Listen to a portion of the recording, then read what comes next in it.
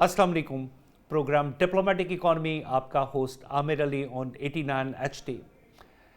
Economy के जो recent फिनोमेनास चल रहे हैं, specially considering the war and post war situation, may be the post war situation is coming, क्योंकि ऐसा लग रहा है कि कुछ ऐसा एग्रीमेंट हो रहा है जिसकी वजह से ये पूरा मिडल ईस्ट का फिनोमेना चेंज हो जाएगा। उसकी चेंजेस के क्या क्या असरात होंगे? Pakistan is just on a next door with Iran, एक बहुत बड़ा इम्पैक्ट था, इकोनॉमिकल भी इम्पैक्ट था। और अगर ये सब कुछ वैसे ही सेटल हो जाता है जैसे दुनिया समझ रही है, जैसे मुझे समझ आ रही है, तो उसके बाद पाकिस्तान की इकॉनमी पे इसका क्या असर होगा, इस पर थोड़ी सी बात करेंगे। फिर पोस्ट बजट थोड़ी सी डिस्कशन हम करने की कोशिश करेंगे। अपने मेरे रिस्पेक्टेबल गेस्ट अहमद चुनाय साहब कराची से हमारे साथ मौजूद हैं, उनके साथ ज़फ़र इकबाल साहब, ज़फ़र इकबाल प्राचा साहब मौजूद हैं। दोनों बड़ी रिनाउंड फिगर्स हैं, दोनों को मैं वेलकम करता हूँ to my show. Sir with the permission, Ahmed चुनाय साहब, पहले मैं आपकी तरफ आना चाहता हूँ। एंड माय क्वेश्चन इज़ कि ये जो कहा जा रहा है कि मिडल ईस्ट की war it is going to be end, Allah करे ऐसा हो जाए, लग भी रहा है, तो इसके बाद क्या पाकिस्तान को कोई ऐसा बेनिफिट मिल सकता है जिसे हम समझते हैं कि हम बार बार कहते हैं कि जी ये गैस पाइपलाइन है जो पाकिस्तान के बॉर्डर तक मौजूद है, और उसके बाद ये यहाँ से IRI यानी कि Iran IPI, Iran Pakistan and India, तो अगर ये इसमें हम ट्रांसलेट भी करते हैं इंडिया को, और ये अगर गैस पाइपलाइन एक्टिव हो जाती है तो it can pass a very positive impact for our industry and for our economy. I need your opinion.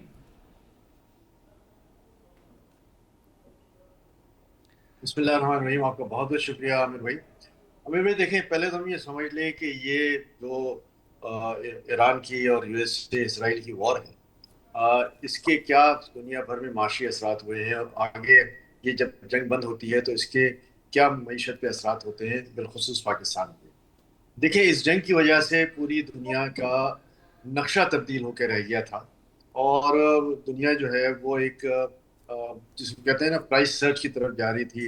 Oil prices जो है वो ऑलमोस्ट डबल हो गए थे पूरे पाकिस्तान में, और इन प्राइसेस के साथ जो है वो काम करना कहीं भी दुनिया में मुश्किल हो गया था। ये वो कि सिर्फ 25 से 30% ऑयल जो है वो हर मुल्क से पास होता था, लेकिन इसके इम्प्लीकेशन जो है वो 100% पूरी दुनिया में आए, और पूरी दुनिया जो है इस शराब का शिकार हो गई।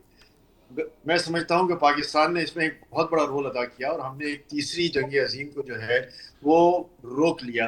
वरना ये तीसरी जंग अजीम जो है वो किसी भी सिमत को दुनिया में ले जाती, तबाही बर्बादी होती, लाखों जानें ज़ाया जाती हैं, और लोगों का मईशत का पहिया जो है वो ख़त्म हो जाता है, जैम हो जाता है, और पता नहीं क्या असरात होते हैं इसके पाकिस्तान पर भी और दुनिया में, जिसका नाकाबिल यकीन तस्वुर है।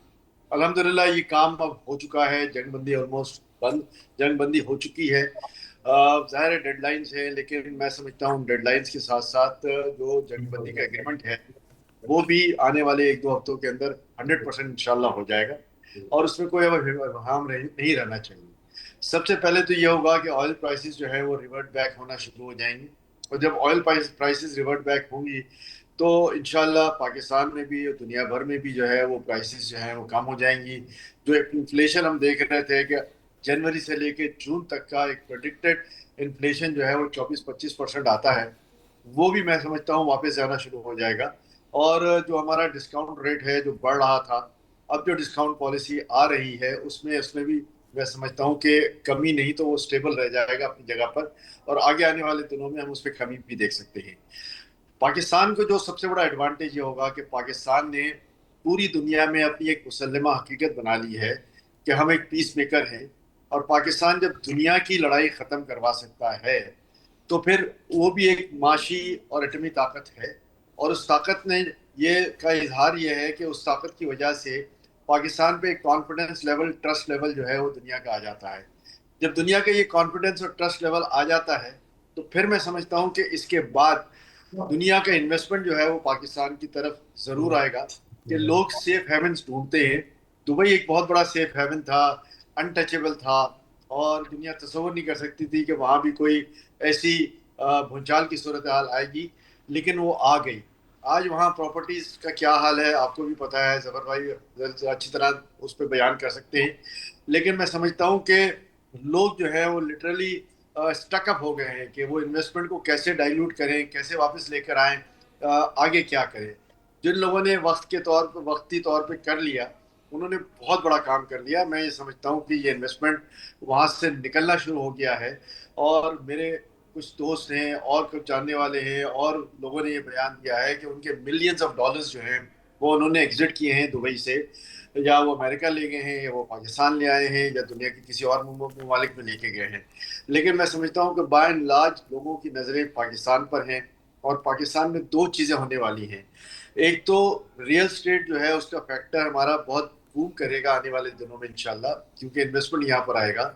اور دوسرا جو فیکٹر ہے اس ریئل اسٹیٹ بوم کی وجہ سے یہاں پر جو بہت ریئل اسٹیٹ کی وجہ سے وہ بھی ایکٹیویٹ ہو جائیں گی, اور ان میں مزید انڈسٹریز لگنے کی گنجائش پیدا ہو جائے گی. اور لوگ ابھی سے جو ہے وہ اس پر بات کر رہے ہیں کہ ہم کیا کون سی انڈسٹری لگائیں, کہاں لگائیں, کس جگہ لگائیں, اور اس میں ہمارے جو بیسک انفراسٹرکچر ہے, یوٹیلیٹیز ہیں, وہ کیسے وہاں پہنچیں گی. تو میں سمجھتا ہوں کہ یہ ایک پازیٹیو سائڈ ہے جو ہم دیکھ رہے ہیں. رہا معاملہ پاک ایران گیس پائپ لائن کا, نو ڈاؤٹ پاکستان کے گیس کے ایشوز جو ہیں وہ اس سے ریزالو ضرور ہوں گے. لیکن اگر ہمارا یہ خیال ہے کہ یہ گیس سستی ملے گی, آدھے دام میں ملے گی, تو شاید ہم یہ نہیں سوچ رہے کہ ایران بھی اگر اپنی گیس پاکستان کو بیچتا ہے تو internet at par with international prices بیچے گا. ہاں یہ ضرور ہے کہ اس پائپ لائن کی وجہ سے ہماری ٹرانسپورٹیشن کاسٹ کم ہو جائے گی, لیکن پائپ لائن کی جو انفراسٹرکچر کاسٹ ہے وہ ایک طویل عرصے تک پاکستان کے گیس کے کنزیومرز کو دینی پڑے گی. لیکن میں سمجھتا ہوں کہ اگر یہ گیس کی سپلائی کانسٹنٹ ہو جائے, اچھی ہو جائے, لوگوں کو یہ تاثر مل جائے کہ چاہے 10 روپے کی یا 15 روپے کی یا 20 روپے کی گیس ملے گی, کانسٹنٹ ملے گی, تو پھر میں سمجھتا ہوں کہ لوگ اپنی کاسٹنگ اسی حساب سے کریں گے, اور لوگ اپنی انڈسٹری کا پہیہ جو ہے وہ گھمانا شروع کر دیں گے. سر احمد تو صاحب, یہ بائی اینڈ لارج. احمد صاحب آپ نے بڑا صحیح انالائز کیا, کیونکہ میرا بھی یہ خیال ہے کہ گیس پائپ لائن کی پرائسز, گیس پائپ لائن تو موجود ہے but the prices will be determine on the international scenario, جو بھی اس کا ہوگا اس پہ بات ہوگی. ظفر پراچا صاحب ہمارے ساتھ موجود ہیں. ظفر پراچا صاحب, بجٹ آ رہا ہے اور بجٹ میں ایک پریڈکشن دی جا رہی ہے کہ پاکستان کی جو نیکسٹ گروتھ ہے فار نیکسٹ فائنینشیل ایئر, اس کو کہا جا رہا ہے کہ اٹ از آلموسٹ 4.1%. تو لاسٹ ایئر ایک تو تھوڑی سی جنگ کی وجہ سے بھی ہمیں تھوڑا سا جو ہم نے پریڈکشن کی تھی اس سے ہمیں تھوڑا سا واپس آنا پڑا, تھوڑی سی کمی ہوئی. آپ سمجھتے ہیں کہ ود دس یعنی کہ 4.1% کی جو ایک ہماری پریڈکشن ہے, اس کے ساتھ Pakistan go a long way with its progress?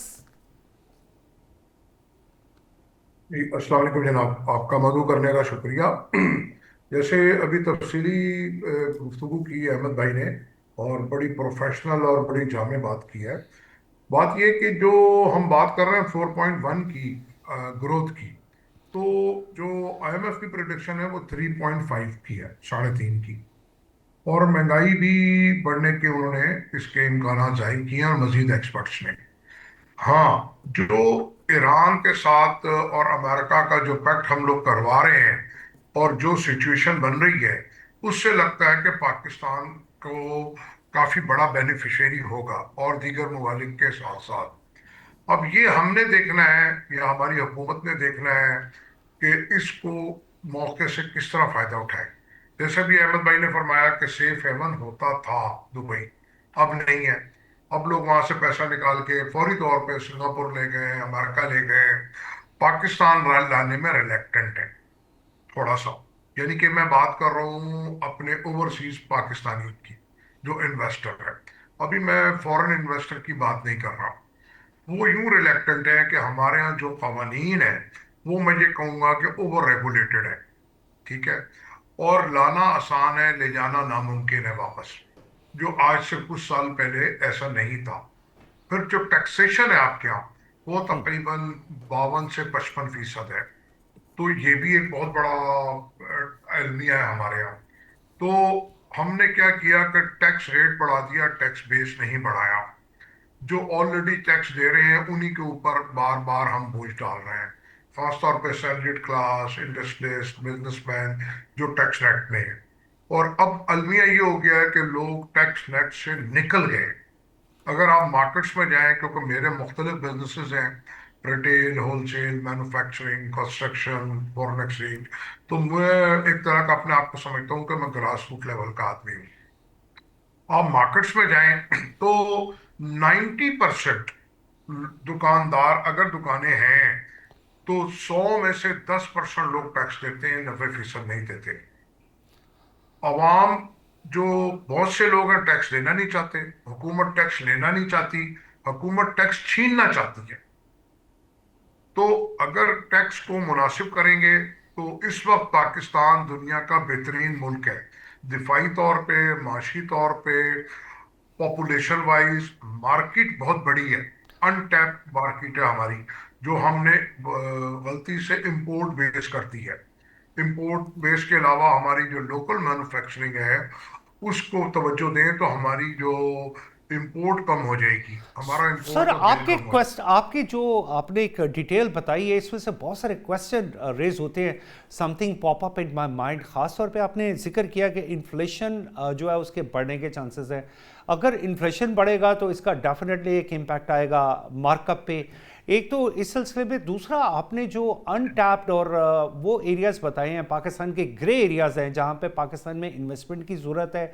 क्या ये मुमकिन है कि इन दो चीज़ों को आप थोड़ा सा एलिब्रेट करें जिसमें हम ये समझ सकें कि पाकिस्तान में वो कौन से एरियाज़ हैं जहाँ पे हम पाकिस्तानी ओवरसीज पाकिस्तानीज को ही वापस ले आए? देखिए, सबसे पहले तो मैं जिक्र करूंगा एग्रीकल्चर का, जो आपकी फूड सिक्योरिटी का। वो आपका जीडीपी का तकरीबन 21% है, और टैक्स जो देते हैं वो बमुश्किल 1% से भी नीचे है, 0.78 वगैरह उनकी तरफ से टैक्स आता है। दूसरा, आप मैं बात करूंगा कंस्ट्रक्शन की, डेवलपमेंट की, वो भी आपकी जीडीपी का 21 से 22% है, और 1.5% टैक्स देते हैं, वो भी टैक्स से निकले हुए हैं। मैं बिल्डर्स की बात नहीं कर रहा, मैं बात कर रहा हूँ प्रॉपर्टी का बिजनेस करने वालों की, ठीक है। तो उनका जीडीपी के अंदर बहुत कम हिस्सा है। अब मैं बात कर रहा हूँ स्टॉक एक्सचेंज की, वो बेहतरीन कारकर्दगी दिखाने के बावजूद भी जो आपके यहाँ जो अकाउंट होल्डर्स की जो रेशो है वो दुनिया में सबसे कम है। उस तरफ बहुत बड़ी हमारे पास एक मार्केट खुली भी है। गो के 50,000 से हम 2.25 लाख पे चले गए हैं, लेकिन वहां पे अभी भी बहुत गुंजाइश है। लेकिन अगेन वही बात करूंगा, अगर फॉरेन इन्वेस्टमेंट आती है ओवरऑल, सिवाय ये जो आपके साकरा अकाउंट वगैरह होते हैं, उसके अलावा जो जनरल पब्लिक लेके आती है वो वापस पैसे नहीं ले जा सकती। फिर इसके साथ साथ आपका आईटी का सेक्टर है, उन वो लोग जो अपनी रेमिटेंसेस लाते हैं वो आधी से ज्यादा बाहर रखते हैं। वो यूं रखते हैं कि हमारे कवानीन उनको मार्केटिंग के लिए या डेवलपमेंट के लिए उनको ले जाने की इजाजत नहीं देते। फिर क्रिप्टो का जो मामला है, जो हम को लाजमी जाना चाहिए, उसके माइनस प्लस पॉइंट देखते हुए, उसके फवाइद भी हैं, नुकसानात भी हैं, हर चीज का, हर कानून का ऐसा होता है, तो उसके ऊपर भी काम करने की जरूरत है बहुत ज्यादा।